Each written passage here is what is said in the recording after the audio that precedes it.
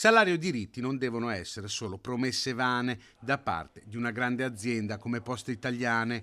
Così i sindacati CGIL e UIL lanciano lo sciopero nazionale previsto per il prossimo 3 giugno. Le due sigle sono state escluse a novembre dal tavolo delle trattative. Poste arbitrariamente ha deciso di escludere da due rinnovi, da due accordi diciamo sui mercati privati e recapito, CGL e UIL, le ha escluse arbitrariamente, quindi noi con questo sciopero cosa chiediamo?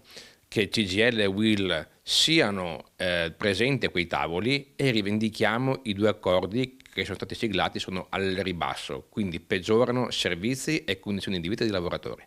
Al centro della protesta il piano di riorganizzazione che prevede tagli degli organici che renderanno sempre più difficile garantire servizi agli sportelli e di consegna della posta. Già ora mediamente un cliente attende 40 minuti in ufficio postale, c'è il rischio che aspetterà di più perché Poste ha preso più servizi da svolgere ma con meno personale, idem lato recapito, quindi Poste farà più logistica e tralascerà quello per cui è nata, il servizio essenziale. Anche in Veneto ci sarà una manifestazione con una mobilitazione proprio il 3 giugno sotto la sede di Mestre di Via Torino. Con questi due accordi siglati, lato sportelleria ci sarà una riduzione incredibile di personale, vale a dire per chi rimane più lavoro e per la cittadinanza più di servizio.